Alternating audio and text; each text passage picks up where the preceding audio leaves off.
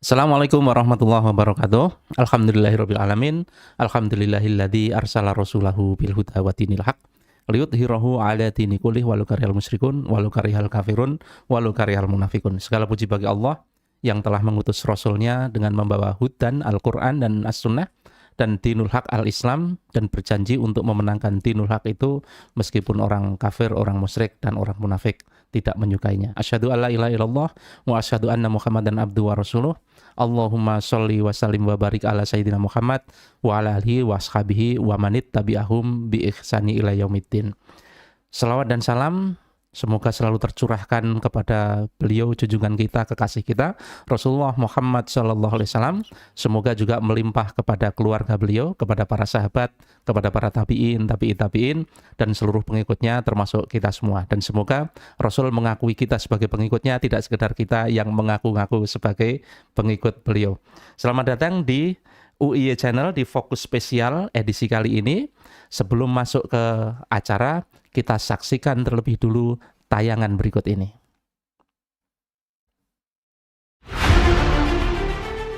...2024 adalah tahun politik bagi Indonesia, sebab pada tahun ini dilaksanakan pesta demokrasi besar-besaran untuk memilih presiden, wakil presiden, dan seluruh jajaran legislatif lainnya. Proses menuju pemilihan pun dilewati dengan berbagai dinamika yang menuai pro dan kontra. Pasalnya terdapat beberapa aturan yang disahkan oleh MK yang terkesan menabrak konstitusi. Batasan usia cawapres dipangkas menjadi lebih muda dan dilaksanakan oleh segenap jajaran keluarga yang sedang menjabat. Indonesia yang katanya negara hukum semakin menunjukkan fakta bahwa pada realitanya adalah negara kekuasaan. Kebijakan yang diterapkan juga kebijakan yang pro terhadap para oligarki. Begitu banyak kepentingan perusahaan yang akhirnya mengorbankan rakyat, sebagaimana kasus Rempang terusir dari kampung halamannya demi kepentingan perusahaan. Undang-undang Omnibus Law yang berpihak pada oligarki membuat seluruh rakyat ikut turun ke jalan, juga tidak membuat pengusaha mendengarkan keinginan rakyat. Slogan dari rakyat, oleh rakyat, dan untuk rakyat tidak lagi memiliki arti di negeri ini. Sementara, kubu Islam semakin terpinggirkan dari kancah politik Indonesia. Bahkan penyeru Islam politik justru mendapat predikat radikal. Mengapa di negeri mayoritas Muslim ini oligarki semakin menguasai negeri secara politik maupun ekonomi? Bagaimana Islam menjaga negara tetap menjadi negara hukum dan menjamin tidak berpihak pada oligarki? Apakah ini penyimpangan dari demokrasi? Ataukah memang demikianlah buah logis dari dilaksanakannya demokrasi? Pemirsa, dapatkan jawabannya dalam acara Bincang Hangat Fokus Spesial UIY Official Channel dengan tema Islam dan Politik.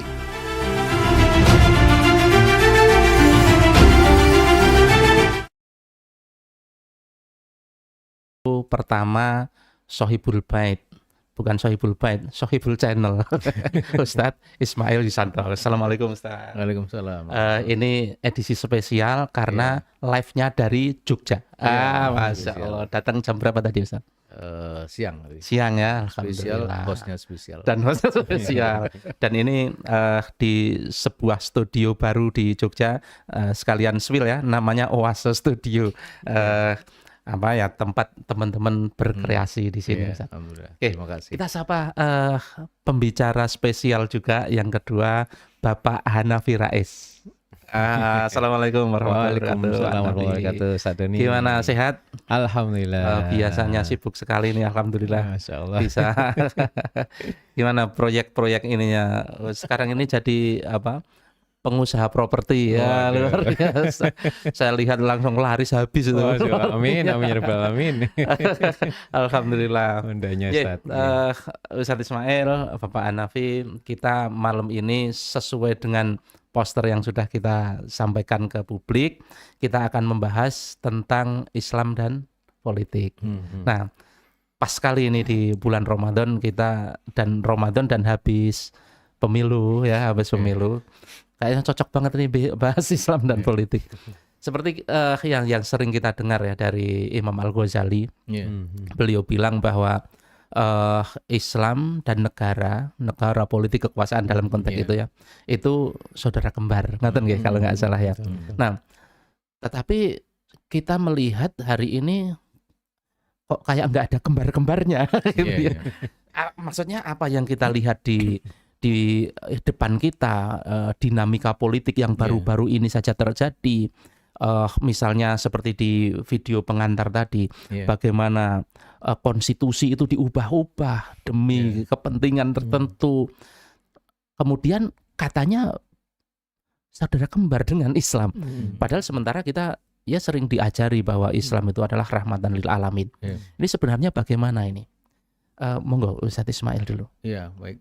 Bismillahirrahmanirrahim. Assalamualaikum warahmatullahi wabarakatuh. Waalaikumsalam warahmatullahi wabarakatuh. Alhamdulillah, salatu wassalamu ala rasulillah wa ala alihi wa ashabihi wa man tabi'ahum ila yaumil qiyamah. Iya, benar Ustadz Doni, bahwa Imam Ghazali dalam kitab Al-Iqtiqad fil Iqtisad itu mengatakan ad-dinu wa sultanu tau'amani. Jadi agama dalam hal ini Islam. Dan sultan atau kekuasaan itu seperti saudara kembar. Ini menggambarkan hubungan yang sangat erat antara agama dan kekuasaan.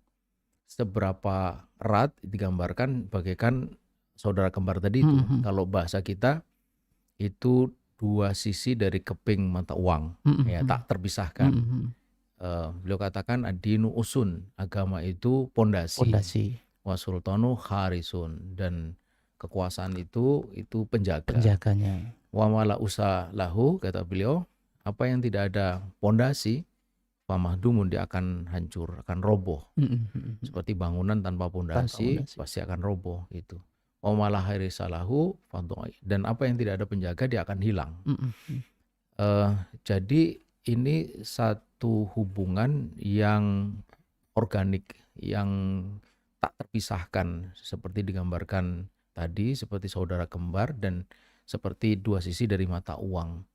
Mengapa? Karena kita tahu bahwa bahkan yang boleh kita sebut dengan istilah tugas pokok dan fungsi dari kekuasaan itu, sebagaimana disebutkan oleh Imam Al-Mawardi di dalam kitab Al-Ahkamus Sultaniyah itu adalah khirosatuddin wa siyasatud dunya bidin atau bihi, yaitu menjaga agama dan mengatur dunia dengan agama gitu.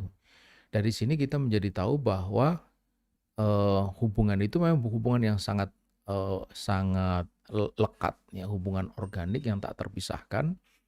Bahkan dia merupakan inti dari eksistensi kekuasaan dan juga perwujudan konkret dari agama gitu. Fungsi utama dari kekuasaan adalah tadi menjaga agama. Bagaimana menjaga agama? Dengan menggunakan agama untuk mengatur kehidupan dunia gitu. Kehidupan dunia artinya kehidupan masyarakat dan negara gitu. Karena itu dalam Islam tidak mungkin ada kekuasaan tanpa agama, atau tidak mungkin dia meninggalkan agama. Mengapa?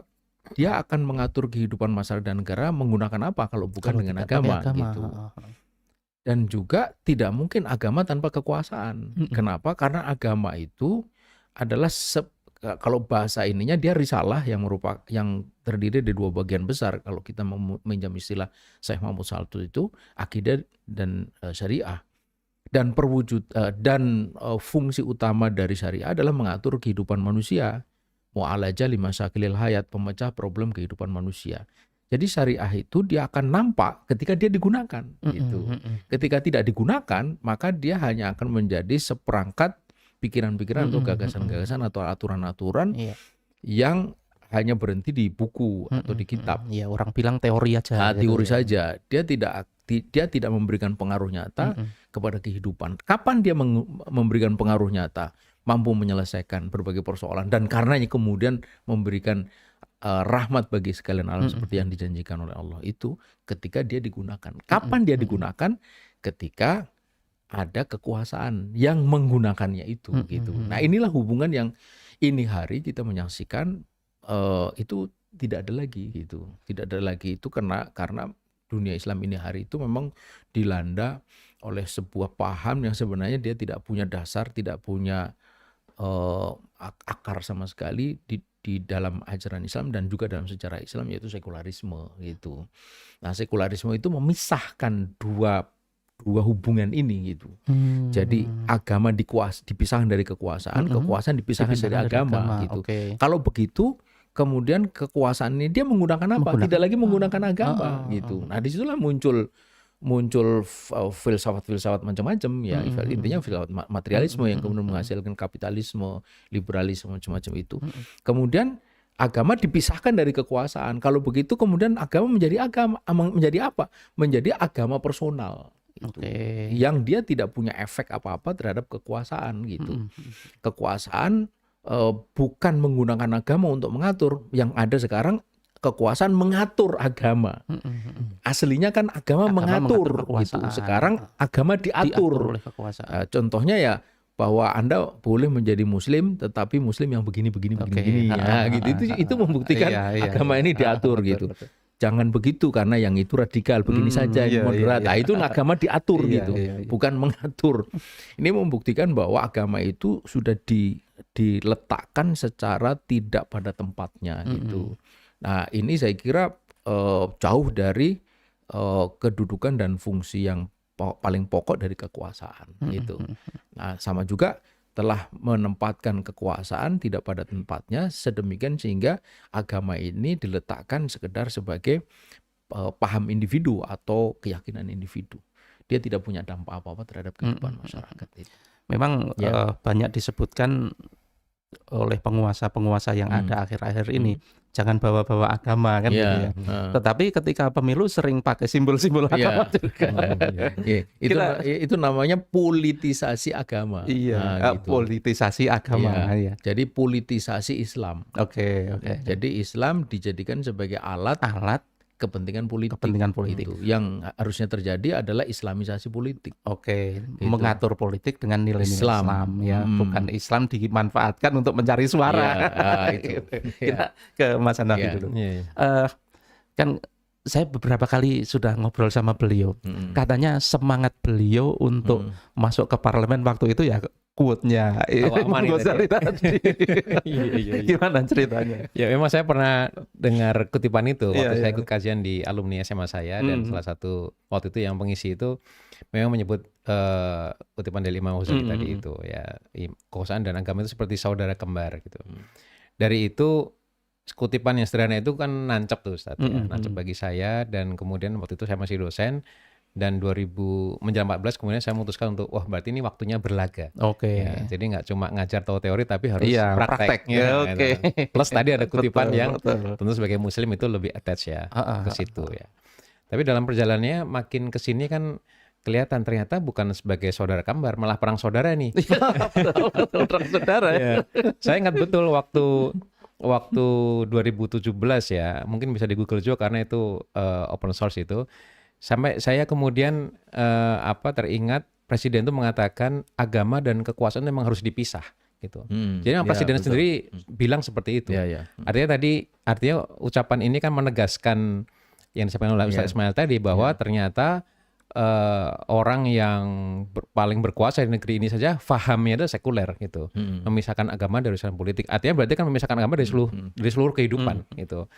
Dan itu artinya memang ya nggak akan pernah mau diatur dengan agama. Sementara kita sebagai Muslim, sebagai seorang yang beriman itu terikat dengan segala aturan Allah ya, dan segala hal yang berkaitan dengan syariat itu kan mengatur segalanya termasuk politik gitu Ustaz ya. Nah itu yang tentu kalau kita kemudian mendalami Islam secara benar, tentu dari akidahnya secara tepat, kemudian taat dengan syariat yang sudah ditetapkan, maka mau nggak mau memang ngurusi politik harus dengan apa yang disyariatkan oleh Allah gitu. Dan saya kira fenomena dari pilpres ke pilpres ya, termasuk yang terakhir kemarin itu membuat kita emang harus mereview besar-besaran pandangan kita tentang politik, terutama yang paling dasar tuh soal kedaulatan ya, menurut saya gitu Ustaz. Saya pernah dapat cerita dari teman saya di Jogja ini. Dia cerita, wah Mas, aku kemarin sehari aja dapat amplop tuh 5. Itu kan dalam sehari amplop 5 dari entah caleg maupun capres itu nyebar amplop kemana-mana. Dan teman saya dapat 5 dalam oke, oke. sehari gitu. Itu maksudnya orang biasa yang mau milih gitu ya? Mau milih, Dapat itu. betul. Nah, kemudian saya main ke Jakarta, salah seorang teman saya kebetulan dia komisaris di BUMN, itu juga cerita, Mas Hanafi, rumah saya itu kan ya nggak jelek-jelek amat lah gitu ya. Tapi memang pembantu saya di rumah. Dan itu pun juga dapat dalam satu hari dapat 11 amplop. Lebih tinggi di Jakarta, Ustaz. Ya, gitu. Dan ini kalau cerita ini saya dengar hanya 1 atau 2 kali saja, mungkin itu pengecualian, Ustaz ya. Tapi kalau kita tanya dan dengar cerita ini banyak, berarti kan ini sistemik nih. Ini bukan kasus personal atau kasuistik, tapi berarti kan problem yang sifatnya sistemik, bahwa ternyata sistem politik kita itu desainnya memang tidak jujur, tidak adil, penuh dengan manipulasi begitu, dan kita meyakini kedaulatan di tangan rakyat. Oke. Rakyat diminta sebagai Kedaulatan pembuat di hukum tangan tertinggi, rakyat. berarti kan kedaulatan berarti kan pembuat hukum tertinggi. Itu yang kemudian kita yakini sebagai menentukan segalanya. Iya, Bahkan iya, iya. ada yang mengatakan kalau rakyat sudah memilih berarti itu adalah suara Tuhan gitu. Lebih bablas suara lagi rakyat, tuh. suara Tuhan. Suara saya Tuhan gitu. Sementara kalau kemudian saya mereview apa yang pernah saya lakukan, termasuk kemudian kenal dengan Islam yang lebih menyeluruh, ya, itu kita ternyata kita menjadi sangat paham syariat ketika itu kita praktekkan, di mana Allah berfirman di surat Al-Maidah ayat 44, 45, 47, 48, wa malam yahkum bima anzalallah faulaika humul kafirun faulaika humul dzalimun faulaika humul fasikun fahkum bainahum bima anzalallah. Dan itu artinya ya kalau mau memahami kedaulatan ya hanya dengan hukum Allah kan gitu. Kalau putuskanlah perkara apapun di antara kalian itu ya hanya dengan hukum Allah. Berarti artinya kedaulatan pembuat hukum tertinggi adalah Di tangan syariat Allah. gitu, Betul, bukan rakyat. sehingga ini kan jadi mengubah segalanya gitu. Nah, saya pikir kalau yang paling dasar dalam politik soal kedaulatan saja kita salah memaknai atau mengartikan, ya pasti turunannya menjadi kacau balau ya. Ya mungkin seperti yang kita saksikan ya. Tadinya mungkin bertarung sudah dengan gagasan ideal, tapi ternyata bergabung juga misalnya. Betul, gitu. betul. Kita pikir rakyat itu adalah penentu segalanya, tapi ternyata jorok juga di bawah gitu. Dan itu dipakai untuk dasar menentukan keputusan politik berbangsa kita. Nah, tentu ini kan menjadi menjadi semuanya jadi relatif ya. Kalau kemudian didasarkan pada manusia, didasarkan pada rakyat. Sementara Allah tadi sudah firman seperti itu gitu. Jadi mestinya saya kira ini juga momentum yang bagus di bulan Ramadan. Kita tidak hanya memperbaiki sholat kita, puasa kita, tadarus, tapi merubah pandangan hidup kita tentang kedaulatan kita juga gitu. Betul. Karena itu kan juga bagian dari ketaatan. Iya, lebih besar lagi. Lebih besar lagi. Betul. Nah, mungkin itu jawabannya ya, kenapa sudah tidak menjadi saudara kembar. Kalau negara itu kedaulatannya adalah syariat, maka betul apa yang disampaikan Imam Al-Ghazali bahwa jadi saudara kembar. Karena ini memang kedaulatannya sudah bukan lagi kedaulatan Allah, bukan lagi kedaulatan syariat. Ya kembarnya di mana? Begitu kan. Nah, menyangkut kedaulatan di tangan rakyat, Ustaz. Kan kita lihat akhir-akhir ini ya, menjelang Pilpres ini kan terjadi perubahan konstitusi seperti kita tahu ya. Tentu detailnya jelimet dalam bahasa Jawa ya. Kalau nggak salah waktu itu PSI mengusulkan turun usia, terus kemudian Partai Garuda mengusulkan sudah berpengalaman, terus beberapa kepala daerah mengusulkan apa beda-beda. Yang apapun itu ujungnya adalah ada pewaris tahta yang kemudian bisa mencalonkan diri. Nah, kalau betul kata tadi bahwa kedaulatan di tangan rakyat, apakah rakyat hari ini memang menghendaki itu? Gimana, Ustaz? Iya. Poin penting apa yang bisa kita baca dari fenomena itu, terutama pada kasus MK itu ya, itu saya kira persis seperti yang banyak dikatakan oleh para pengamat, bahwa negara kita ini sedang mengalami satu pergeseran yang sangat fundamental dari apa yang disebut negara hukum menjadi negara kekuasaan. Gitu. Saya sering mengatakan, apa sih bedanya negara hukum dan negara kekuasaan. Saya mengatakan sederhananya adalah negara hukum itu hukum mengatur kekuasaan. Jadi kekuasaan diatur oleh Kekuasaan hukum. diatur hukum. Kekuasaan tunduk pada hukum gitu. Dan ini yang benar gitu, karena kekuasaan itu dengan segala kewenangannya itu kalau tidak diatur dan tidak tunduk kepada hukum, dia bisa sangat berbahaya gitu. Nah, sementara negara kekuasaan itu justru hukum tunduk pada kekuasaan. Jadi kekuasaan mengatur hukum untuk kepentingan kekuasaan. Seperti yang ini terjadi.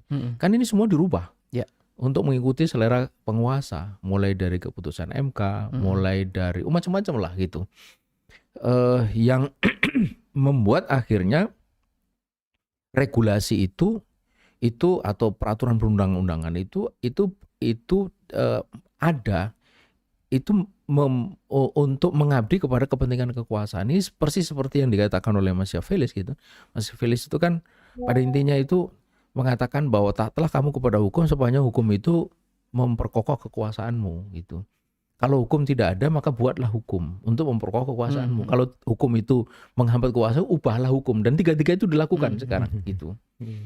Jadi kita bisa membaca bahwa kedaulatan rakyat itu hanya ilusi pada akhirnya. Sekarang begini, saya ambil contoh misalnya kayak undang-undang ormas yang kemudian dirubah menjadi Perpu Ormas. Kita itu dulu terlibat sangat intens di dalam pembahasan undang-undang ormas sebagai publik ya. Kita memberikan masukan, saran gitu, karena kita juga diminta gitu. Dan itu memakan energi saya kira luar biasa besar. Hearing dengan publik sekian banyak, sekian pihak, lalu waktunya juga sangat panjang. Dan dihasilkan undang-undang ormas yang menurut banyak orang itu cukup bagus gitu.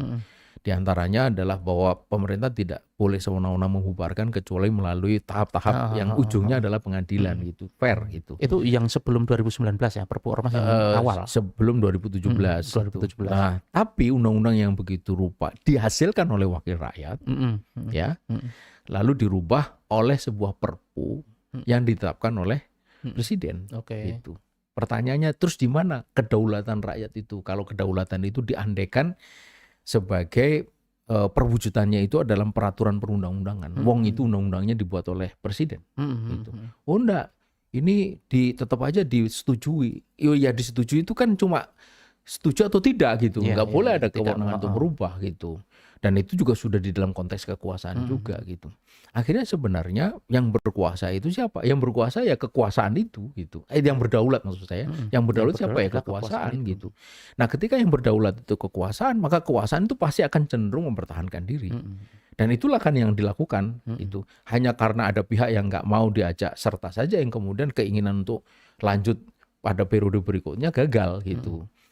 Dan itu kemudian dilakukan atau ditempuh dengan cara lain, yaitu melalui apa yang tadi disampaikan dinasti itu, melalui anaknya. Jadi ini kan watak dari kekuasaan yang saya kira menggambarkan betapa bahwa ketika kekuasaan itu tidak ada pondasi, ya, pondasinya sesuatu yang dia itu mempunyai instrumen transendental, itu memang akan seperti itu gitu. Dan itu saya kira sinyal yang sangat berbahaya bagi masa depan negeri kita ini gitu. Ya, kalau tidak salah, perubahan konstitusi itu di dalam Undang-Undang Dasar itu dilakukan oleh MPR, kalau tidak salah begitu ya. Kenapa kemudian bisa kemarin itu berubah tidak melalui MPR, tetapi melalui Mahkamah Konstitusi? Karena kalau tidak salah ya ketika reformasi, ya ini putranya Bapak reformasi yang pernah mengganti konstitusi juga kan. Waktu itu mengganti konstitusi kan di sidang MPR kan. Nah ini bagaimana ceritanya kemarin itu kok perubahan konstitusi kok tidak melalui sidang MPR tapi melalui Mahkamah Konstitusi? Bukannya Mahkamah Konstitusi hanya mengesahkan aja, oh ini sah, ini tidak kan gitu. Tetapi perumusannya sendiri kan harusnya di MPR. Itu gimana Mas Nafi? Ya memang sejak adanya, jadi awal waktu ketika bangsa ini menginginkan ada Mahkamah Konstitusi itu kan niatnya mencoba untuk ada pelurusan jika undang-undang yang dihasilkan itu berlawanan dengan Mm-mm. undang-undang dasar sama Mm-mm. konstitusi gitu. Tapi kemudian dalam beberapa hal itu dianggap tempat untuk rakyat mengadu ketika pemerintah dengan DPR itu membuat undang-undang yang tidak sesuai dengan aspirasi rakyat. Oke, Sehingga ada kemudian aduan dari ada aduan, istilahnya ya udah kalau protes ya silakan ke MK gitu. Mm-mm. Nah, cuma memang dalam konteks demokrasi yang sekarang ini, kalau semua undang-undang itu memang hasil produk dari legislasi yang berdasarkan yang sudah dipilih oleh rakyat, maka memang mestinya keberadaan Mahkamah Konstitusi itu tidak lantas bisa membuat undang-undang baru, mengesahkan bahkan membuat norma baru dalam Iya, undang-undang gitu. betul. Uang mereka nggak dipilih rakyat kan gitu. Betul. Mestinya itu wewenang sepenuhnya ada di DPR, parlemen dengan pemerintah. Tapi di sisi lain juga tidak ada jaminan bahwa ya kenapa muncul MK ketika pemerintah dan DPR membuat legislasi itu juga sepenuhnya untuk rakyat kan gitu. Iya. Nah ini kan jadi apa? Jadi lingkaran setan Iya, jadi iya, maksudnya. iya, betul. Di satu sisi yang diharapkan punya undang-undang itu pro rakyat, tapi banyak ternyata yang direvisi melalui MK. Bahkan sekarang MK menggantikan posisi parlemen yang punya norma baru gitu. Betul. Dan itu tidak dipilih oleh rakyat secara langsung. Nah itulah yang kemudian ada semacam apa ya? Ini kalau dicari-cari nggak akan ketemu karena tadi pemahaman awalnya adalah ya yang bikin hukum ini kan ya kalau nggak parlemen ya dengan pemerintah ya nggak puas lempar ke MK. Di mana para hakimnya pun juga produk dari pilihannya parlemen juga gitu. Dan itu pun juga dibagi-bagi. Ada yang usulan pemerintah, ada yang itu usulannya DPR dan publik gitu. Dan disuruh kemudian bersepakat untuk menentukan norma atau mengajarkan bahkan norma baru gitu. Nah itu yang pasti akan selalu membingungkan Ustaz ya. Dan kalau dalam konteks sistem politik yang sekarang ya ini akan muter-muter terus seperti itu gitu. Dan bisa dibilang ketika DPR sekarang secara politik sudah terkooptasi oleh eksekutif gitu, dan MK yang sekarang juga bahkan kemarin secara mungkin bisa dibilang kebablasan itu membuat norma baru itu karena untuk kepentingan dinasti tadi itu, ya akhirnya kan berujung hanya pada satu figur saja ini ya. Presiden atau sebutannya Pak Lurah itu yang kemudian menjadi menentukan segalanya gitu. Semuanya sendernya ke sana akhirnya gitu. Dan seluruh satu negaranya hanya kalah oleh satu orang itu. Nah, itu. Ya, betul. Itu yang menjadi saya kira perlu refleksi buat kita semua. Iya. Masa kayak gitu gitu Ustaz. Kan kalau kita lihat perbedaan antara sistem kerajaan dan sistem demokrasi kan di kedaulatan tadi ya. Kedaulatan dan kekuasaan. Karena kerajaan itu kan kekuasaannya di tangan raja turun ke anaknya raja. Nggak cuma itu, kedaulatannya yang bikin juga raja itu sendiri gitu kan. Sementara demokrasi kan harusnya berbeda, setidaknya secara teori gitu ya, bahwa kedaulatan di tangan rakyat, kekuasaan di tangan rakyat. Nah, berarti apa yang terjadi praktek di negeri kita ini itu kan melenceng dari demokrasi yang seharusnya gitu kan. Sudah menjadi negara kekuasaan yang harusnya kalau demokrasi kan negara hukum, negara kedaulatan walaupun kedaulatannya di tangan rakyat. Nah, ini sebenarnya apa yang harus kita lakukan? Karena kemarin di pemilu kemarin itu juga ada seruan untuk mari kita perbaiki demokrasi. Karena demokrasinya sedang rusak kan gitu kan. Persepsinya karena demokrasinya rusak, mari kita perbaiki. Nah, apakah memang solusinya itu memperbaiki demokrasi, mengembalikan kedaulatan di tangan rakyat yang sekarang di tangan kekuasaan, atau memang ada opsi lain, Ustaz? Ya. Ya, ini tentu sangat bergantung kepada seberapa jauh sih kita punya harapan itu ya. Harapan itu kan pasti sangat dipengaruhi oleh gagasan idealita kita punya itu. Jika kita masih mengidealkan bahwa sistem politik terbaik itu adalah demokrasi, tentu harapannya adalah pada demokrasi itu sendiri. Karenanya kemudian perbaikan itu bagi memunculkan sebuah demokrasi yang bagus gitu. Tetapi kalau harapan kita itu pikiran ideal kita itu lebih daripada itu, maka pasti ceritanya bukan sekedar perbaikan pada sistem demokrasi, karena Karena dia melihat bahwa pada sistem demokrasi ini ada satu kesalahan yang sangat dasar itu. Karena itu pertama saya kira kita mesti bicara dulu tentang sebenarnya yang kita harapkan itu apa gitu. Nah, salah satu perkara yang sangat penting untuk ditelaah itu adalah tadi soal sebenarnya kedaulatan itu di tangan siapa sih? Ya, gitu. harusnya di tangan siapa gitu. Nah, itu dulu karena pangkalnya itu di situ sebenarnya. Kedaulatan itu yang melikul eroda, yang memiliki kehendak paling tinggi, yang di dalam realisasinya itu kan hak untuk menetapkan hukum, kan menentukan benar salah, halal haram gitu. Kalau di dalam bahasa kitab itu man lahul haq fi isdaril hukmi alal asya wal afal gitu. Siapa yang memiliki hak untuk menetapkan hukum atas perbuatan dan barang gitu. Demokrasi mengatakan bahwa hak itu ada pada rakyat yang kemudian diwujudkan melalui wakil-wakilnya yang dikenal dengan wakil rakyat di parlemen itu gitu. Tapi kalau kita kembalikan kepada dan itu kemudian harus dikritisi apakah memang seperti itu gitu. Apakah manusia itu memiliki kemampuan untuk menetapkan halal, haram, benar, salah gitu. Di saat manusia itu sesungguhnya sangat terbatas. Manusia itu dia penuh dengan selfish ya, kepentingan pribadi gitu ya. dan juga berubah-ubah.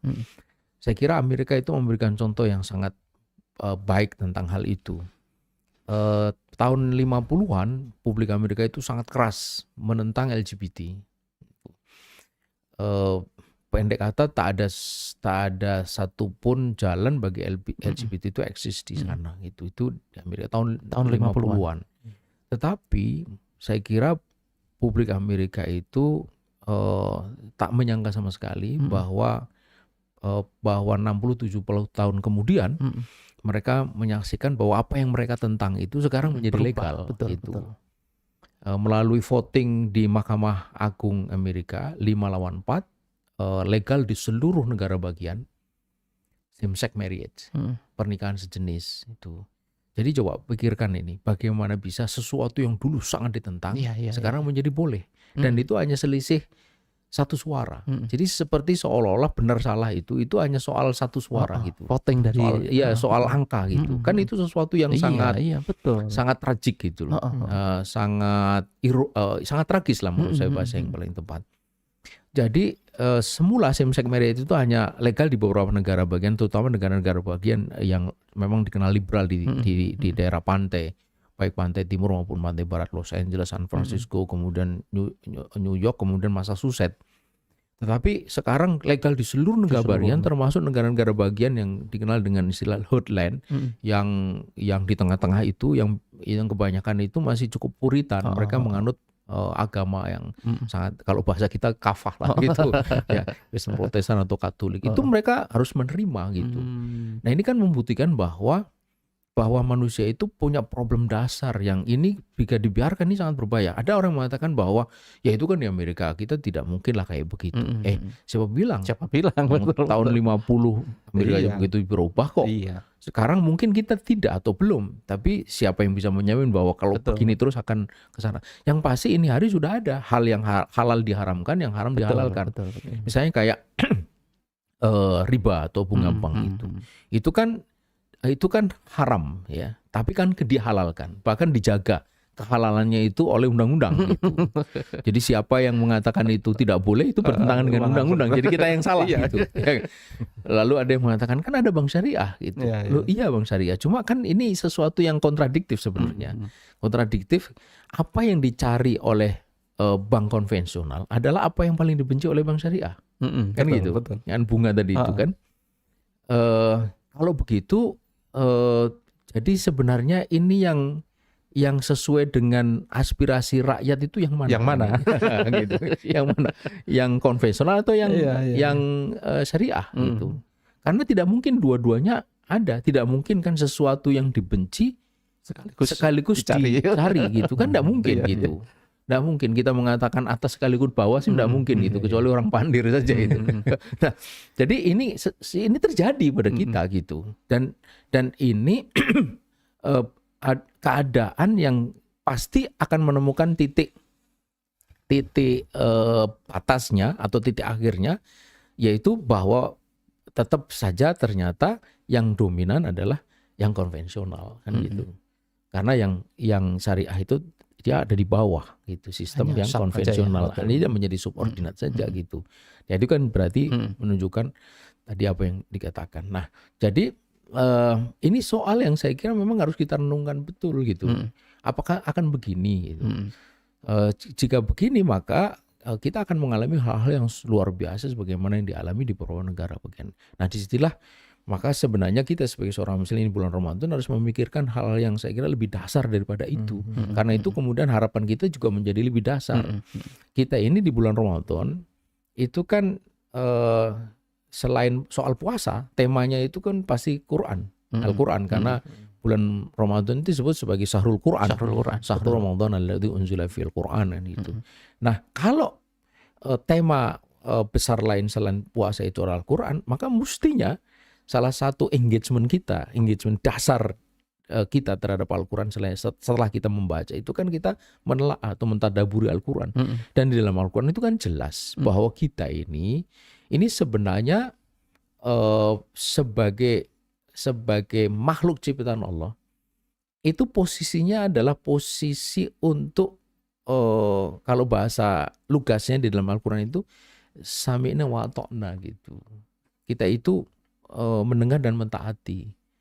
Mengapa? Karena kita menyerahkan diri kita itu kepada sesuatu yang kita tahu dia maha tahu, maha menguasai, dan maha mengatur, yang aturan itu pasti baik buat kita.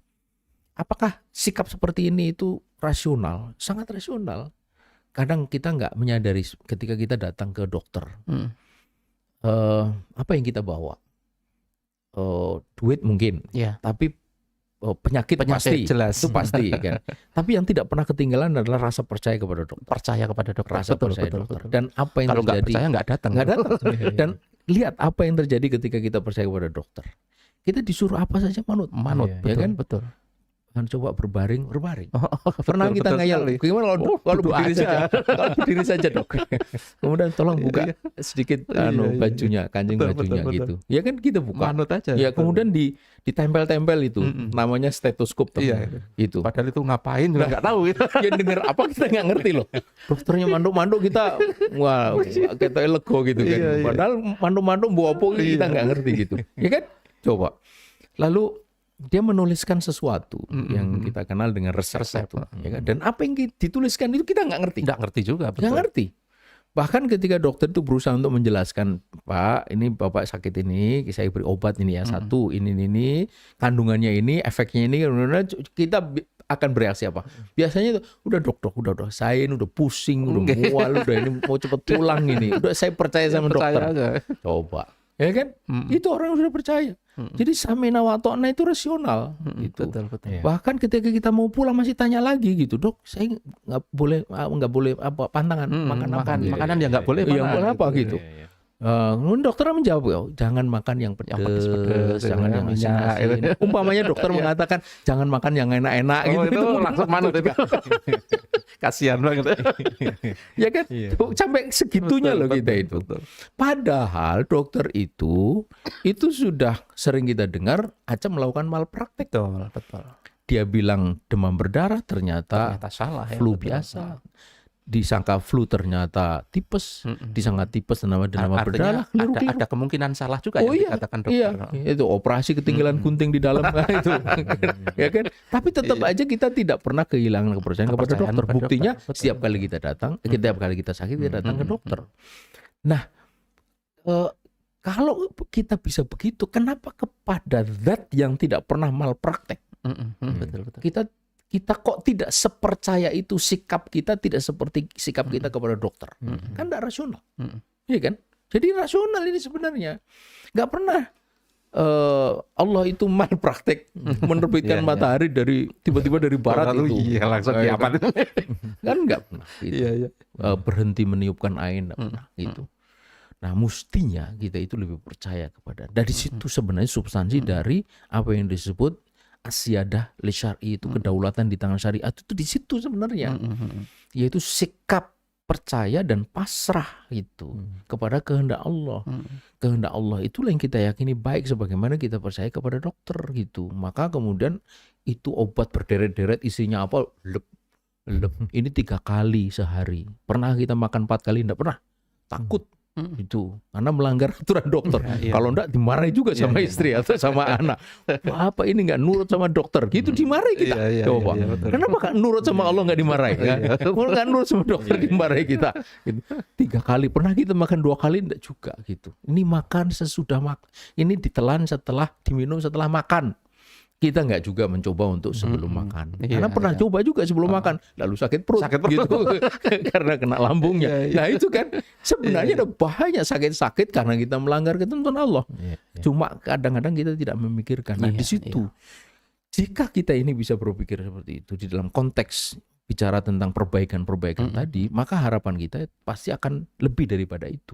Lebih dari sekedar soal-soal prosedur demokrasi yang tadi disebut, sampai menyentuh kepada hal-hal yang dasar tentang bagaimana sebenarnya dunia ini, hidup kita ini, negara bangsa ini diatur gitu loh. Nah disitulah ketemu gagasan kedaulatan di tangan syariah, penerapan syariah secara kafah, selamatkan Indonesia dengan syariah, kayak gitu-gitu gitu loh.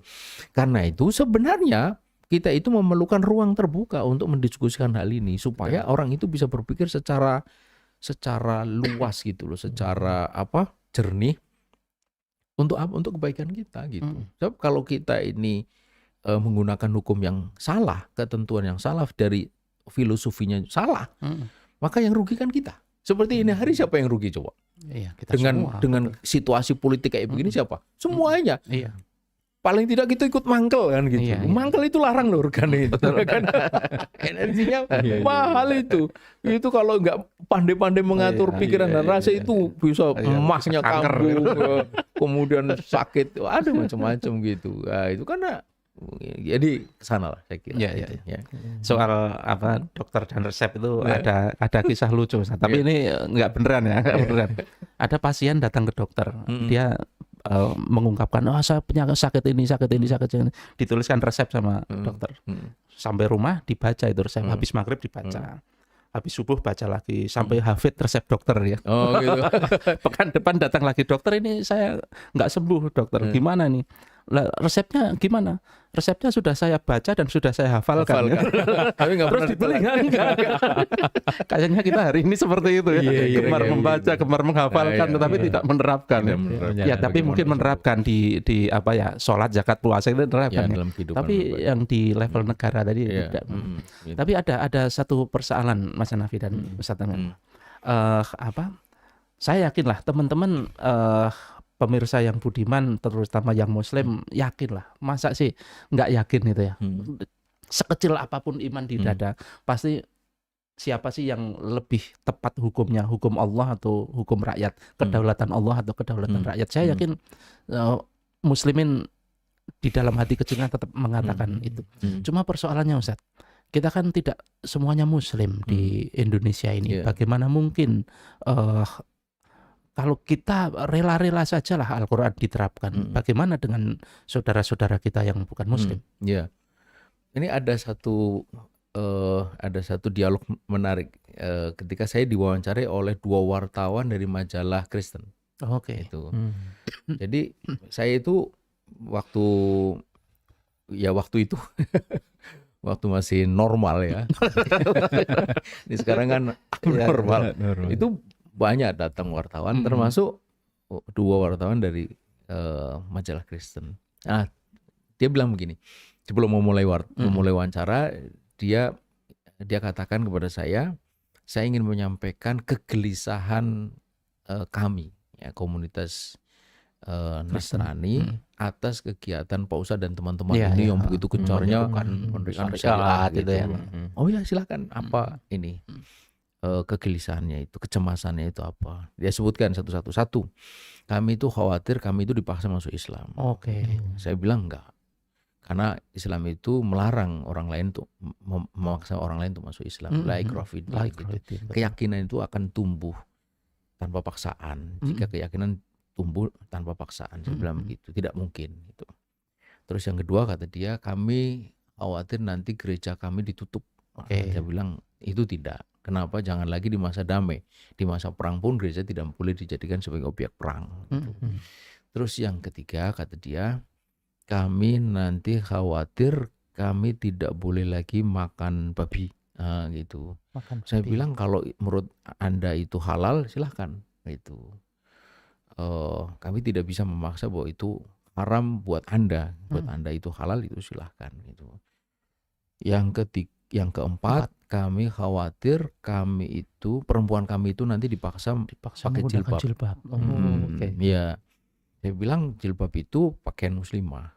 Non muslim itu tidak wajib pakai jilbab, tapi mengikuti kesopanan umum. Saya bilang gitu. 4. Terus ya hanya 4 ini, Sudah? Dia mikir lagi gitu. Temannya bilang, oh iya ada satu lagi. Saya tanya apa? Ini kami khawatir nanti kami dipaksa sunat. Ya, iya. Saya bilang itu pilihan lah. Tapi kata dokter itu lebih sehat sunat itu. Lagi pula kalau kata orang kalau makan pisang itu paling enak dikupas. Jangan kulit. Pawang ngakak. Jadi hanya 5 ini. Gitu. Iya. Artinya itu kan kalau ini sudah dijawab, ini nggak perlu ada kekhawatiran. Iya, betul. Jadi saya sering mengatakan bahwa urusan privat itu jelas ketentuannya dalam Islam. Yang jadi soal sekarang urusan publik ini. Bahwa semua baik muslim maupun muslim pasti menginginkan sebuah tatanan ekonomi yang kalau istilah teknisnya itu dia ada pertumbuhan, ada pemerataan gitu kan. Yang menghasilkan kesejahteraan, kestabilan, keadilan. Nah itu. Kalau itu keinginannya, sistem ekonomi apa yang bisa menjamin? Iya. Itu kapital sosialisme sudah gagal. Jelas. Bagaimana sosialisme itu akan menghasilkan pemerataan, wong tumbuh aja enggak, apanya mau diratakan? Gitu. Kemudian kapitalisme mungkin tumbuh, tapi rata, tapi tidak rata, adil enggak. Itu Islam, saya bilang gitu. Dan ini yang pernah juga kita sampaikan waktu itu. Saya pernah dialog dengan Ketua Umum Partai Damai Sejahtera, Pak Ruyandi Tasuid itu. Sampai saya bilang begini, kalau partai ingin betul-betul damai sejahtera itu pakai Islam, pakai syariat. Nah, jadi tidak ada ekonomi berdasar Islam lah yang akan menjamin ekonomi ini akan tumbuh merata, kemudian stabil, adil. Ada satu lagi, ini buat yang meyakini yaitu berkah. Itu berkah itu apa? Ziyadatul khair wal ajri, bertambahnya kebaikan dan pahala. Pahala kan untuk yang meyakini itu, gitu. Jadi ini kepentingan semua orang gitu, bukan hanya Muslim tapi juga non Muslim. Soal keamanan, ketentraman, semua menginginkan. Nah, siapa yang bisa menjamin ini hari kejahatan itu terjadi setiap 90 detik di negeri ini? Kalau di Amerika itu pembunuhan itu tiap setengah jam. Itu kalau di Indonesia itu dulu 6 jam, 4 jam. 2 jam, sekarang saya tidak tahu berapa jam, tapi di Amerika setengah jam. Tapi kejahatan macam-macam itu semuanya 90 detik, nanti 1,5 menit sekali, itu data dari Mabes Polri. Nah, sistem mana yang bisa menjamin itu? Sementara penjara itu penuh, sudah over capacity, diperlukan biaya besar untuk memberi makan mereka, tidak ada efektivitas terbukti bahwa penjara tidak menurunkan tingkat kriminalitas tapi menaikkan. Kecuali Islam ukubatnya itu berfungsi sebagai zawajir dan jawabir. Zawajir itu pencegah. Maka kemudian dikatakan walakum fil qisasi hayatun gitu. Jadi dalam kisos itu ada kehidupan. Ini ayat menarik. Karena kisos itu kan kematian buat terdakwa kan. Betul. Tapi kenapa disebut kehidupan? Kehidupan bukan kehidupan buat pelaku, tapi kehidupan buat masyarakat. Artinya ketika hukum yang nampak begitu keras itu diterapkan, membuat orang itu akan berpikir sekian kali ya untuk melakukan kejahatan. Saking lamanya berpikir nggak jadi kejahatan. Gitu. Nah sekarang enggak, orang gara-gara bersalah sedikit saja ya, membunuh. Misalnya kayak di Tangerang itu beberapa waktu yang lalu, gara-gara uang kembalian kondektur kurang 100 rupiah. Penumpang marah, kondektur ditusuk mati. 100 rupiah. Coba gitu. Di Bambu Apus Jakarta Timur, gara-gara anaknya Rohandi merusak kebun singkongnya keluarga Filipus. Kebun singkongnya masih kecil-kecil, kalaupun berbuah ya masih kecil juga. Marah, keluarga rohani dibantai habis, 6 orang meninggal. Coba, kan persoalan sepele kan itu. Eh, ini membuktikan bahwa hukuman yang ada tidak bisa mencegah itu orang melakukan kejahatan. Dan yang paling utama adalah tidak memberikan jawabir penebus. Artinya kalau dia hukum di dunia, dia masih mungkin dihukum di akhirat itu. Nah, kayak gitu mesti dijelaskan gitu. Sedemikian sehingga mereka akan merasakan bahwa hukum Islam ini adalah hukum yang memang diperlukan oleh mereka, bukan hanya umat Islam, tapi umat manusia secara keseluruhan. Jadi sebenarnya dunia ini sekarang sedang menantikan kehadiran Islam gitu. Dunia sekarang itu dunia yang begini rupa, dunia yang rusak ini dunia yang sudah no hope sebenarnya terhadap situasi yang ada. Kemana mau mengadu setelah sosialisme, komunisme hancur, kapitalisme makin rusak itu. Kalau tidak kepada Islam gitu. Bahwa Islam dicitra burukan itu oleh mereka-mereka yang takut hegemoninya itu akan hilang gitu. Karena itulah di satu sisi kita mesti melawan itu semua dengan memberikan penjelasan yang jelas dan tegas kepada umat Islam khususnya dan kepada umat Muslim pada umumnya gitu. Hanya sekarang ini tidak mudah juga karena ketika kita baru ngomong sudah begitu ya kan. Baru nongol dikit sudah gitu. Nah itu dia. Ini situasi yang saya kira. Betul. Jadi syariat yang diterapkan negara itu bukan syariat yang sifatnya personal ya. Jadi bukan memaksa orang Kristen masuk Islam, memaksa non-muslimah pakai jilbab, bukan yang seperti itu ya. Tetapi di sistem ekonomi, politik, pendidikan, kesehatan, sosial. Dan itu misalnya ya, sistem ekonomi Islam itu tidak akan bertentangan ya dengan orang Kristen misalnya gitu. Enggak, karena seperti sekarang ini kapitalis itu kan kemudian berwajah macam-macam kan. Kapitalis kalau di India Hindu itu, kalau di Timur Tengah kapitalis Islam, ya kan? Kalau di ini Buddha, kalau di Asia Timur menjadi apa itu Shinto, ya kan? Kalau di Eropa jadi kapitalis Kristen, gitu. Ya kan? Jadi itu menunjukkan bahwa ini ada sistem yang diadop oleh banyak orang dari berbagai agama. Karena dia bicara tentang sesuatu yang berkenaan dengan kehidupan masyarakat, kehidupan muamalah mereka. Nah, begitu juga dengan Islam nanti. Ketika Islam itu mengatur kehidupan masyarakat, maka dalam aspek ekonomi dia bisa diikuti oleh orang-orang yang beragama Hindu, beragama Buddha, beragama ini. Karena rival dari ekonomi Islam itu bukan Hindu, bukan Buddha, tapi kapitalis, komunis gitu. Tidak ada misalnya menerapkan hukum ekonomi Islam kok bertentangan dengan syariatnya Kristen itu. Ada ceritanya. Itu. Menarik sekali bahwa kemudian ada solusi yang alternatif dari sistem ekonomi kapitalis dan sistem pemerintahan demokrasi ini. Nah, tentu pemirsa terinspirasi lah untuk gimana nih kalau kita pengen menerapkan kedaulatan di tangan Allah ini, bukan di tangan rakyat.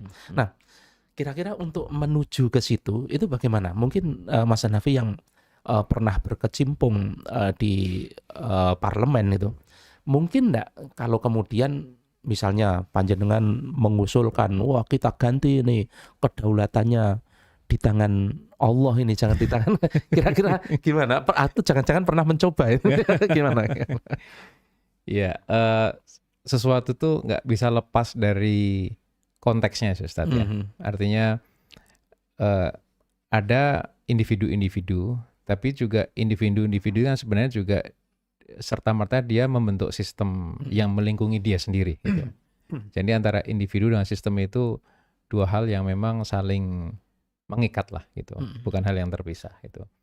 Nah, dalam sistem politik kita sekarang ini kan desainnya adalah one man one vote ya. Siapa dapat suara lebih banyak, dia akan menang.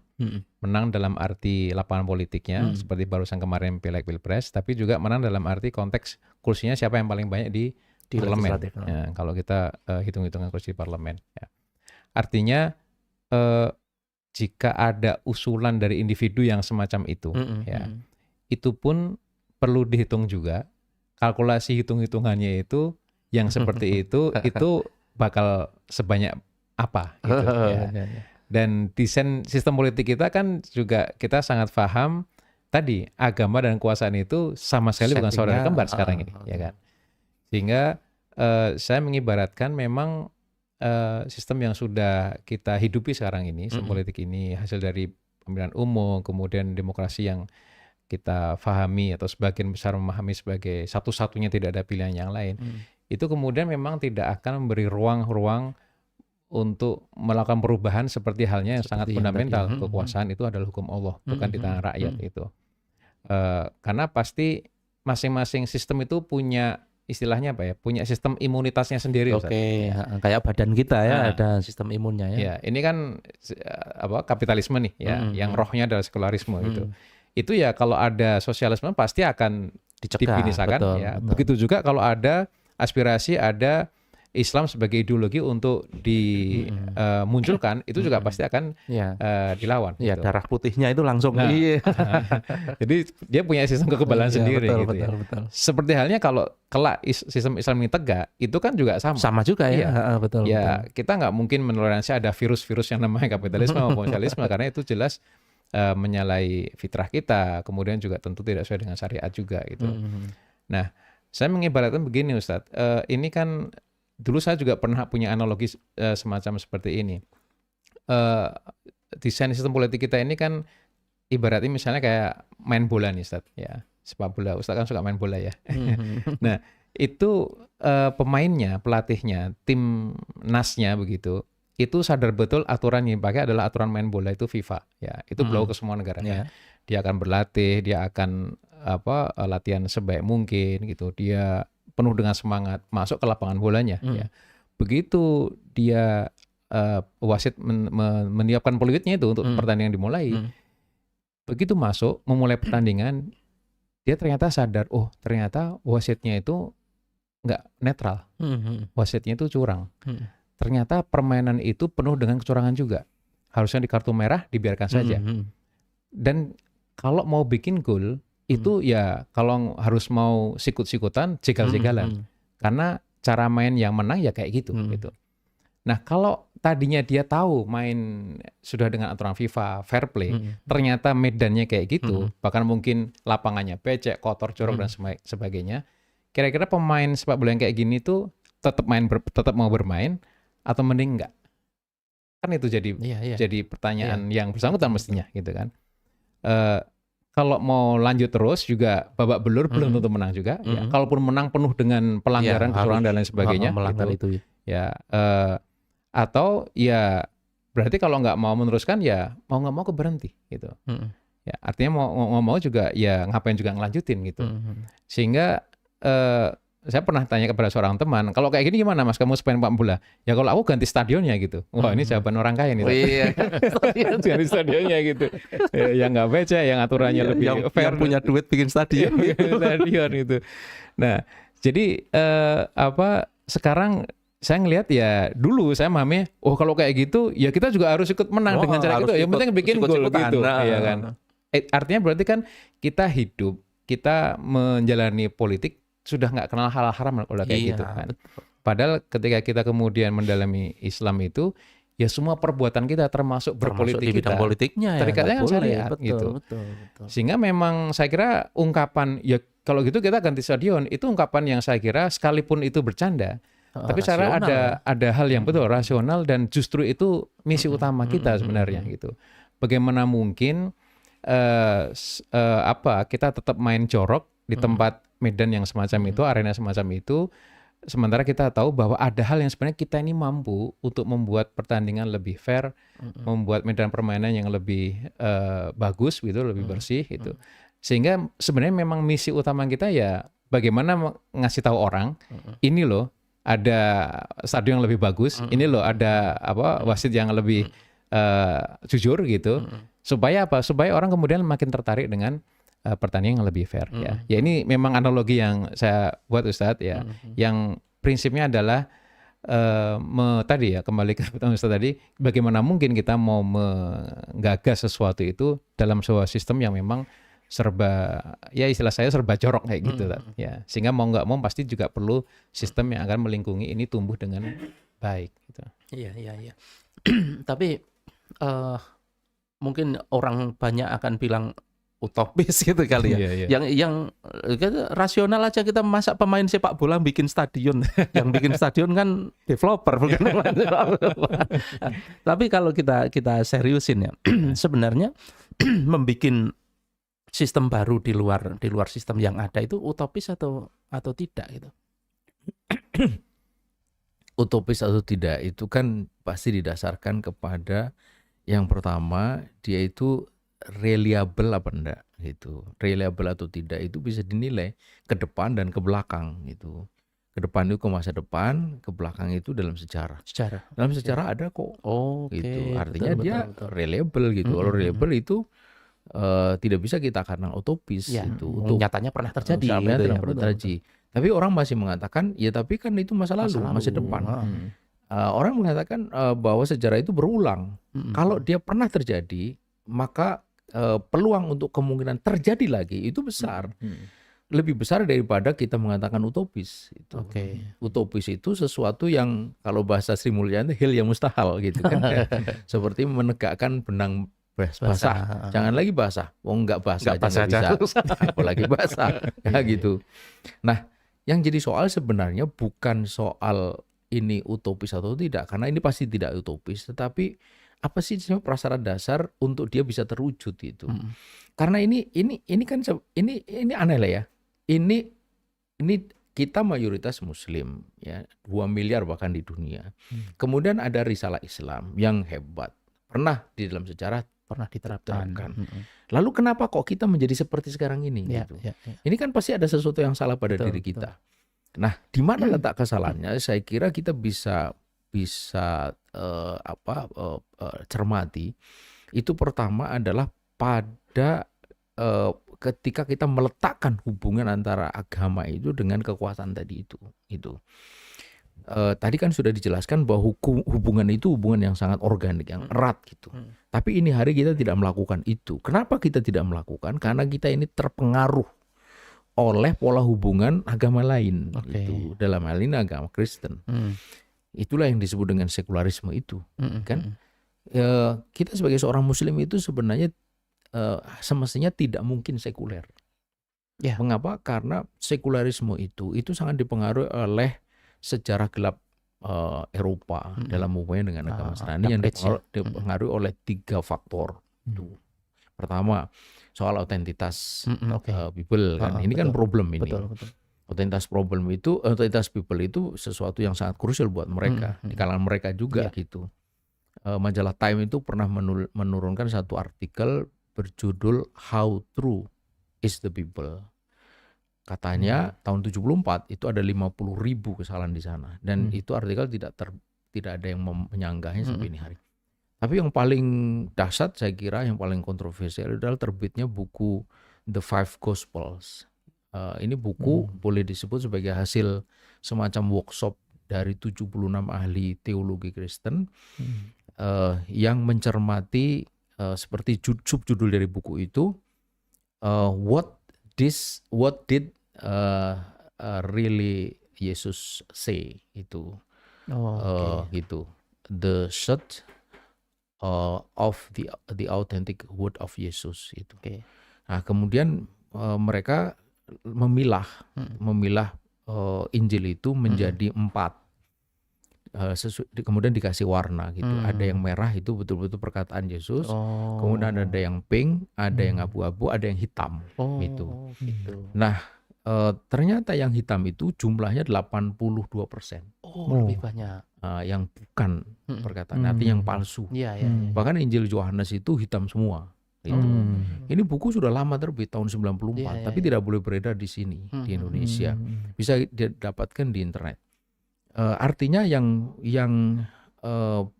merupakan perkataan Yesus itu hanya berapa? 18%. 18%. Itu pun terbagi karena ada yang pink dan abu-abu. Pink dan abu-abu yang dikatakan di sana mungkin perkataan Yesus itu. Nah, otentitas ini menimbulkan masalah. Pertama pada aspek teologi gitu. Teologi Trinitas itu kan baru lahir 300 tahun setelah Yesus meninggal, betul. ya kan Melalui 325 Konstantin, kalau nggak ya salah, di Konsili Nisia kan. Betul. Yang itu kalau dalam bahasa Thomas Aquinas, seorang teolog Kristen itu it is no way possible to proven by reason. Nah gitu. Jadi agak sulit untuk menjelaskan soal ini 1-3 tapi 3-1 itu Ya, ya. secara rasional gitu. Itu Thomas ya. Aquinas Betul, bilang betul. gitu.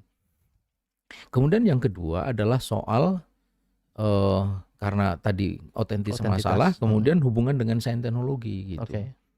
Di dalam Mazmur pasal 93 itu disebutkan bahwa the word is established gitu. It shall never move.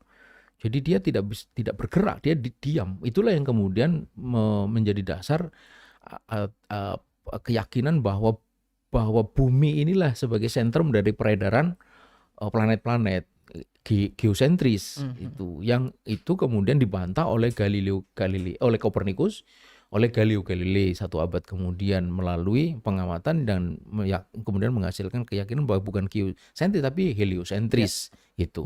Heliosentris. Nah, itu.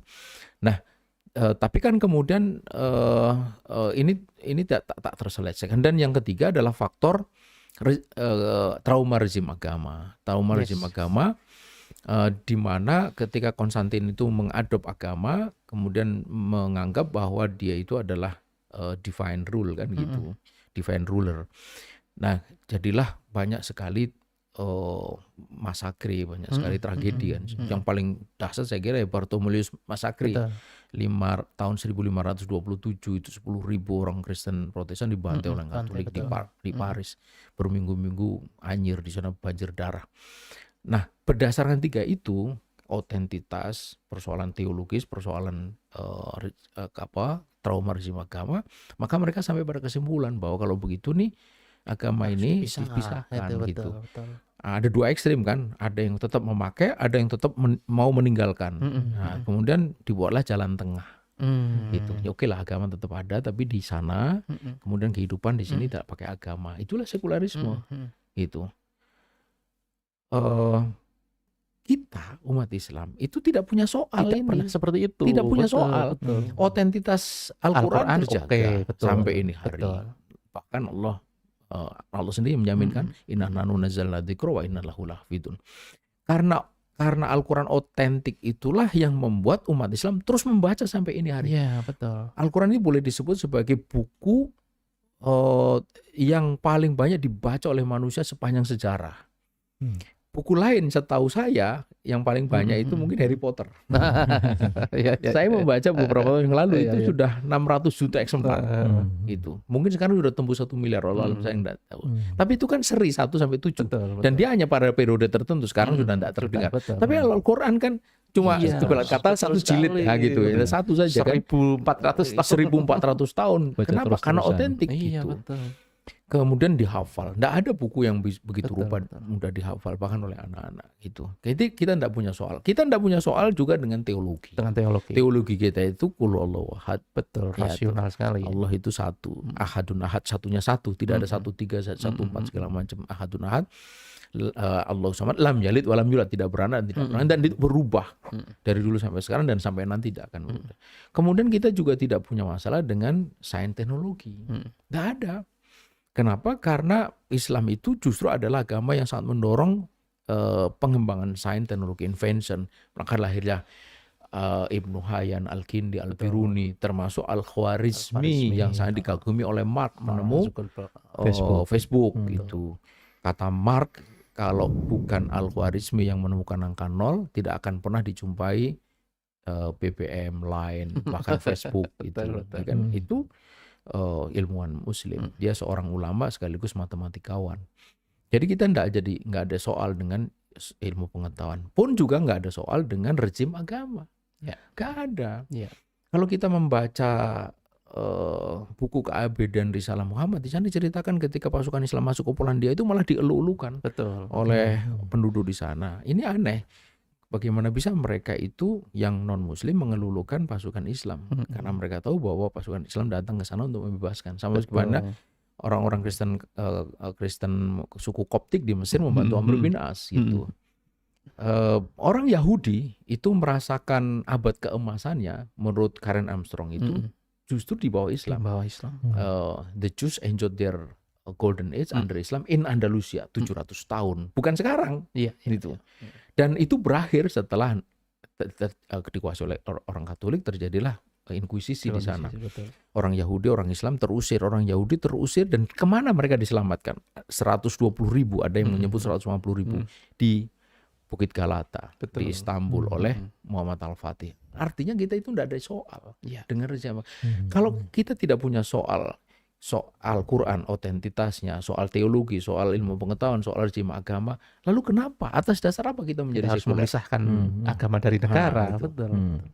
Ini hal yang menurut saya harus dipikirkan. Jadi kita ini sungguh tidak punya alasan sedikit pun, baik secara rasional, empirik maupun historis untuk menjadi sekuler. Tidak mungkin, itu tidak ada.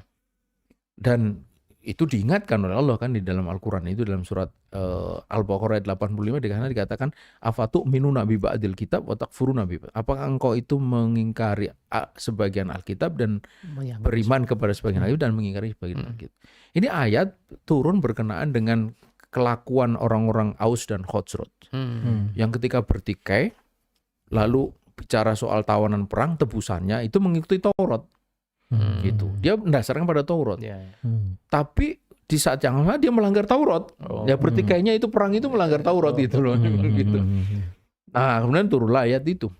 Nah, tapi ketika kita memahami satu ayat kan tidak didasarkan pada khususnya sebab, tapi pada umumnya lafaz. Al-ibratu bi umumil lafzi la bi khusus sabab. Artinya itu ayat itu juga berkenaan dengan kita. Berlaku bagi kita kepada Al-Quran. Mengapa engkau beriman kepada Al-Quran, Alkitab nama lain dari Al-Quran sebagian, dan kufur kepada Al-Quran bagian ayat yang lain. Dan itu yang terjadi ini hari kita. Dan perhatikan lafaz berikutnya, fama jaza umayya fa'alu dzalika minkum illa hisum fil hayatid dunya. Dan tidak adalah balasan bagi orang yang melakukan seperti itu kecuali kehinaan dalam kehidupan dunia. Umat Islam ini hari merasakan itu. Kehinaan luar biasa. Bukan hanya umat Islam, umat manusia kehinaan luar biasa. Bagaimana manusia dijadikan sebagai objek ekonomi. Umat Islam juga hina secara politik. Coba kita lihat di Palestina, di jalur Gaza. Bagaimana bisa untuk membuka pintu kita tidak mampu. Itu pintu Rafah itu menghubungkan antara Gaza, negeri Muslim, dengan Mesir dan negeri Muslim juga. Sama-sama negeri Muslim. Kita tidak bisa membuka itu. Itu pintu Rafah itu hanya mungkin bisa dibuka kalau dapat izin dari Tel Aviv dan Washington. Bagaimana bisa pintu di negeri Muslim menghubungkan dua negeri Muslim yang mengatur? Itu kan saking hinanya. Sementara di sini ribuan truk antri untuk mau masuk kepada jalur Gaza, bantuan. Di sana ada sekian ratus ribu orang kelaparan. Coba ini, ya kan, ini luar biasa. Wal yaumal qiyamati yuraduna ila asadil adab, dan dari kiamat akan dapat azab yang sangat pedih. Karena itulah maka jika kita itu bicara tentang Islam dan politik, saya kira tema besarnya itu adalah bagaimana menyingkirkan pikiran sekularistik dalam pikiran kita. Itu dulu. So pangkalnya itu. Kedaulatan di tangan rakyat itu adalah pikiran sekuler. Gitu. Jadi ketika kita mengembalikan lagi pikiran itu sebagaimana yang disebut oleh Imam Ghazali, maka akan masuk di dalam pikiran kita bahwa kita ini sebagai seorang muslim itu memang harus terikat kepada syariat. Jadi kalau kita bicara tentang kedaulatan hak untuk menetapkan hukum, menetapkan halal dan haram itu hanya Allah Subhanahu wa taala, itulah konsekuensi dari keimanan seorang muslim. Dan ini poin yang mestinya kita dapat pada puasa kita. Setiap kali kita puasa, karena itu tema penting di dalam Al-Quran kita. Saya kira itu. Baik Ustaz, rasanya pengen sekali melanjutkan obrolan ini sampai sahur, tetapi udah mungkin pas puncak-puncaknya ini sebenarnya.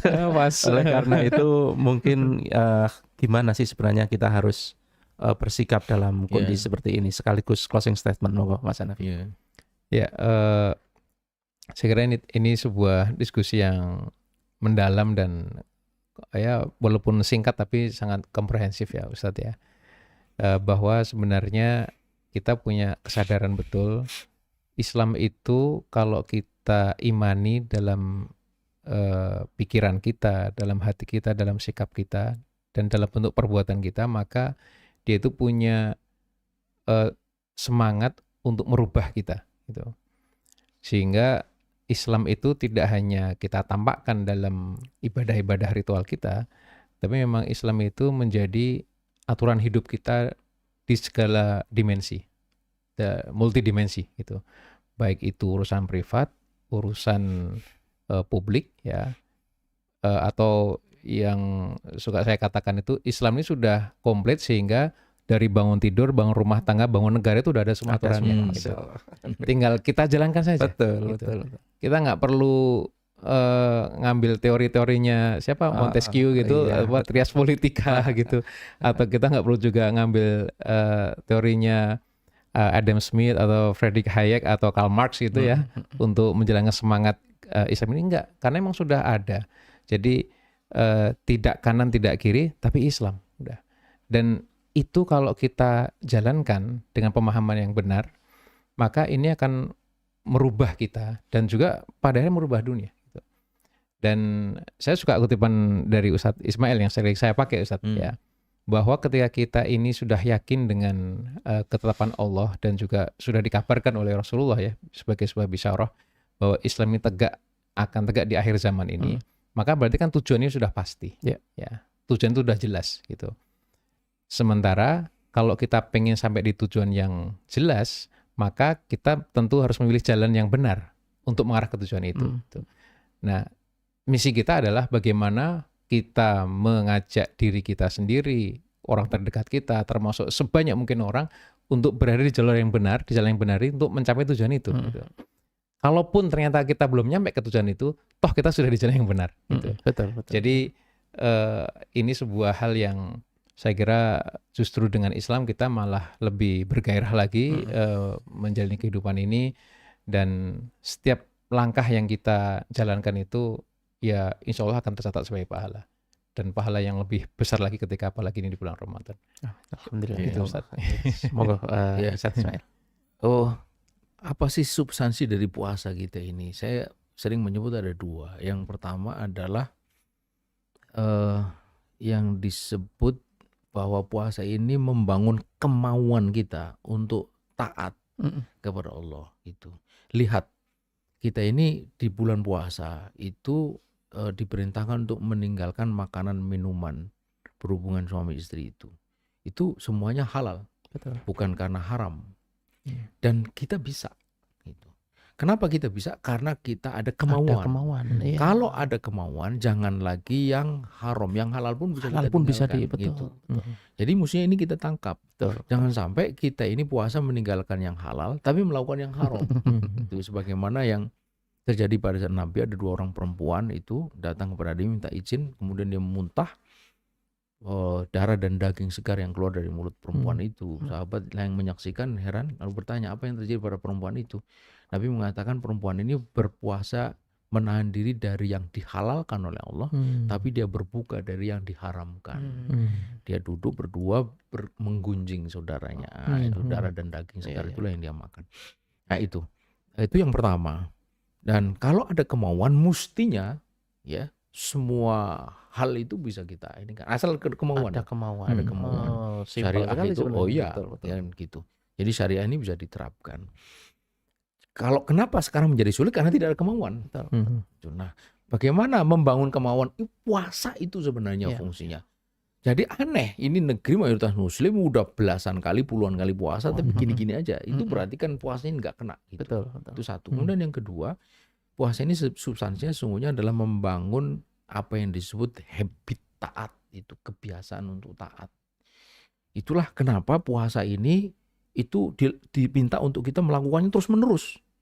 Selama 1 bulan, bisa 29, bisa 30 hari.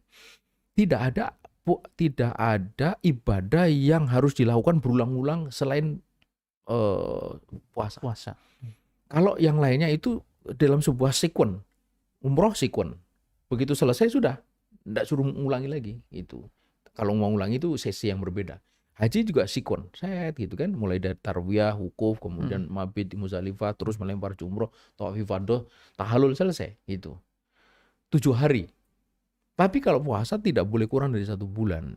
dia bisa 29, bisa 30, meski tidak boleh juga lebih dari Ya. 1 bulan. Untuk apa? Untuk mastering habit, membangun habit, menguasai habit. Habit ya, apa? ya, Habit ya, ya. taat Habit kepada taat, Allah. Dan itu memang harus dibina berulang-ulang Betul. terus itu. Jika kita ini bisa menangkap substansi, 2 substansi ini pengaruhnya besar sekali dalam kehidupan kita. Tapi kalau tidak, ya seperti kata Nabi, kamin so'imin laisa lahu min syamihi ilal ju' wal atos. Betapa banyak orang yang berpuasa, dia tidak mendapatkan apa kecuali rasa lapar dan dahaga. Habit taatnya tidak ada, kemauan untuk taatnya juga tidak ada. Akhirnya ya kok ngene iki gitu. Poso jalan terus, maksiat jalan terus, korupsi jalan terus, bahkan puncak-puncak penipuan, kecurangan, kezaliman macam itu juga terjadi pada bulan puasa. Mereka-mereka yang puasa, gitu. Ya kan? Kan repot. Buka bersama di bank konvensional gitu. Gimana coba kayak gitu. Nah, ini kan sesuatu yang mungkin selama ini nggak pernah dipikirkan gitu. Padahal ini penting sekali tafakur seperti ini itu, karena ibadah itu kan cuma ucapan dan gerakan intinya itu. Tapi puasa itu sesuatu, puasa itu tidak mengucapkan dan tidak menggerakkan sesuatu. Ya kan? Tidak. Apa yang kita gerakkan? Tidak ada. Yang kita ucapkan tidak ada. Ya ada niat lah gitu. Tapi niat juga di dalam hati. Puasa itu adalah ibadah yang betul-betul meng-attack something inside gitu. Sesuatu yang ada di dalam diri kita itu. Itu luar biasa loh pengaruhnya itu kalau kita renungkan. Dan ini saya kira kita masih ada di separuh perjalanan, penting untuk renungkan betul agar kita ini tumbuh menjadi orang-orang yang memiliki kemauan itu. Intinya itu di situ, kemauan. Kalau orang sudah punya kemauan, seperti Theodor Herzl bilang, if you will, it is not dream. Itu kan begitu ketika dia dikecam, dikatakan mimpi kau. Theodor Herzl ini yang ngomong orang Yahudi sendiri, mau bikin Der Judenstaat. Tapi enteng saja dia mengatakan, if you will, it is not dream. Gitu. If you will not, a dream is it is gitu. Kalau kau enggak punya kemauan, ya mimpi memang. Dan terbukti kan, 1948 terwujud itu. Betul. Padahal dia enggak terlalu banyak kerja itu. Karena 1904, 7 tahun kemudian, setelah Kongres Zionis Internasional yang pertama di Basel, 1897, dia meninggal. Tapi dialah satu-satunya tokoh yang dimention secara khusus dalam deklarasi negara Israel itu, lalu ditahbis sebagai the father of the Jewish state, bapak negara Yahudi. Kalau Theodor Herzl yang kayak begitu aja punya kemauan, masa kita yang sudah dijamin kebenarannya, dijamin pahalanya, dijamin insya Allah surganya, kalau kita betul-betul ikhlas dan benar itu, tidak memiliki kemauan yang lebih membara daripada Theodor Herzl, saya kira malu lah gitu. Kita mestinya punya, dan ketika punya maka Konstantinopel bisa jatuh. Ketika kita punya kemauan maka perang Hondak bisa kita menangkan. Ketika kita punya kemauan maka mestinya Roma bisa takluk. Betul, itu udah janji Rasul ya. Insyaallah bisa tegak kembali Izul Islam. Insyaallah. Takbir. Allahu Akbar. Terima kasih Ustaz Ismail, terima kasih Mas Ustaz. Ini ujung perjumpaan kita, pemirsa yang budiman, di Fokus Spesial UIY Channel. Selama bulan Ramadan ini kita merasakan begitu syahdu, begitu damai, begitu luar biasa ketika Allah itu merahmati kita di bulan ini. Bayangkan bagaimana ketika kita menjalankan apa yang Allah inginkan, kemudian Allah merahmati negeri kita, merahmati bumi, bahkan yang terahmati hanya muslimin, juga orang-orang non-muslim juga terahmati, bahkan alam semesta terahmati. Rasul juga sudah pernah berkata, pernah bersabda, al-islamu ya'lu wala yu'la. Islam itu tinggi, tidak ada yang lebih tinggi. Maka apa yang kemudian bisa mengalahkan syariat Allah di dalam konstitusi negara ini? Syariat di tangan rakyat tentu saja tidak, karena syariat Allah tentu di atas segala-galanya. Pemirsa yang budiman, jangan lupa like, subscribe, dan share UIY Channel, juga follow Instagram dan TikTok Ustaz Ismail. Boleh, punya saya juga boleh. Demikian matur nuwun spesial dari Jogja kali ini. Wassalamualaikum warahmatullahi wabarakatuh. Waalaikumsalam warahmatullahi wabarakatuh.